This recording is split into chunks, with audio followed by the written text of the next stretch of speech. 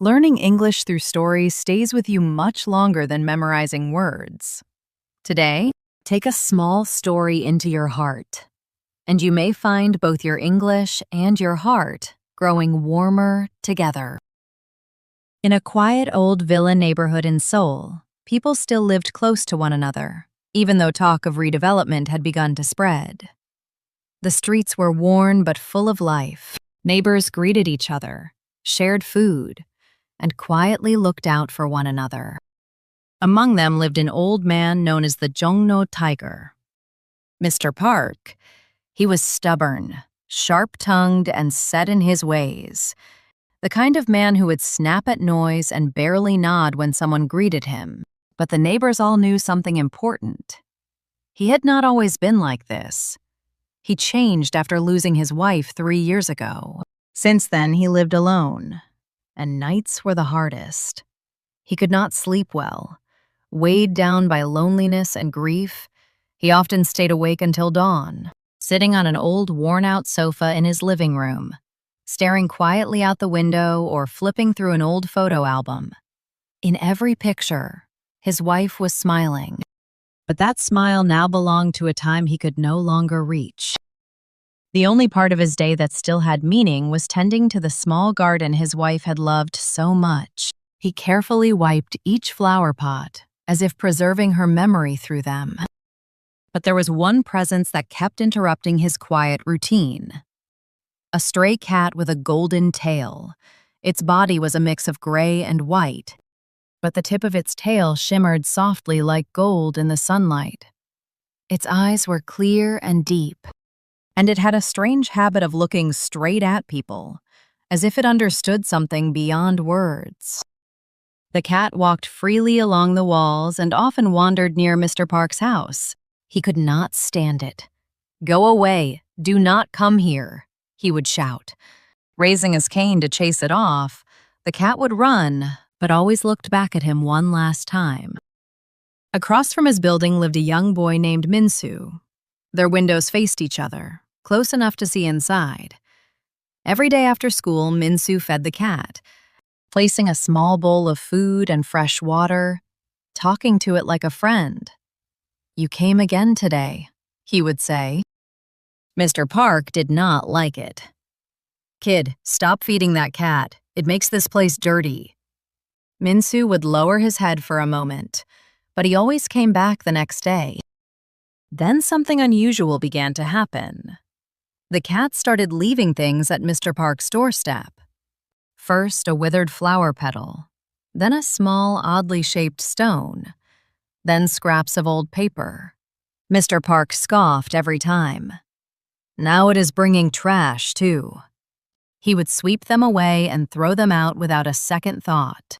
But the cat never stopped. Every night, quietly, it brought something new. One cold winter night, snow fell silently over the neighborhood.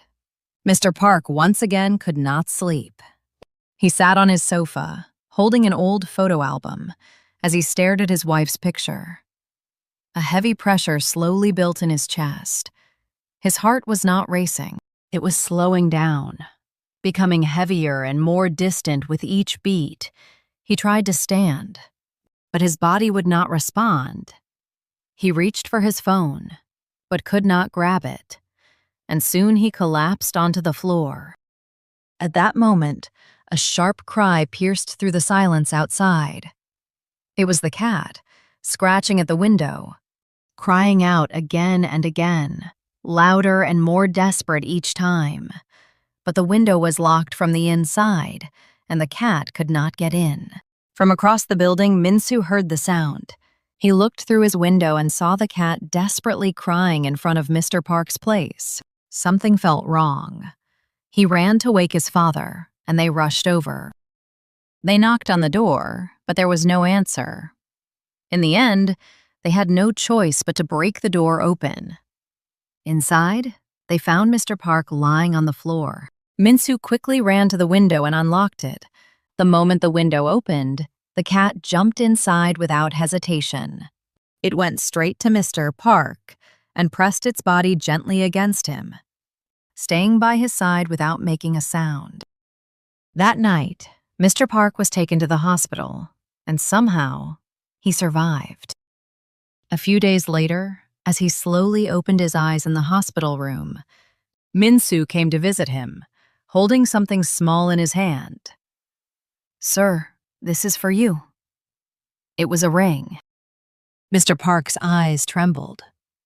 It was his wife's ring, the one she had lost in the garden years ago, the one he had never been able to find. Minsu spoke softly. "The cat brought it." In that moment, everything came together. The flower petals, the stones, the scraps of paper. They were never trash. They were pieces of memory, traces of his wife. The cat had been finding them, one by one, and bringing them back to him, quietly, patiently, without anyone noticing. Tears fell from Mr. Park's eyes. For the first time, he understood. The cat was not something to push away. It was the one that had seen his loneliness and stayed beside it without a word. Spring came again. Now, the window in Mr. Park's house was always open. The golden-tailed cat walked freely in and out. Inside the living room, there was a warm blanket that Mr. Park had laid out, and a small bowl of food and clean water. He even gave the cat a name. "You shine like the light. I will call you Star." His life had changed. When he watched TV, the cat sat on his lap, and he spoke to it in a soft, gentle voice. "It is a nice day today. You are warm, aren't you?" And outside, something even more surprising happened. He began to greet his neighbors with a bright smile. "Hello." People were surprised at first, but soon they smiled back warmly.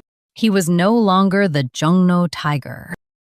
Love does not always come in big words. Sometimes it stays quietly by your side, and sometimes you only see it when you finally open your heart. If this story touched your heart, please like and subscribe, and I will see you in the next story.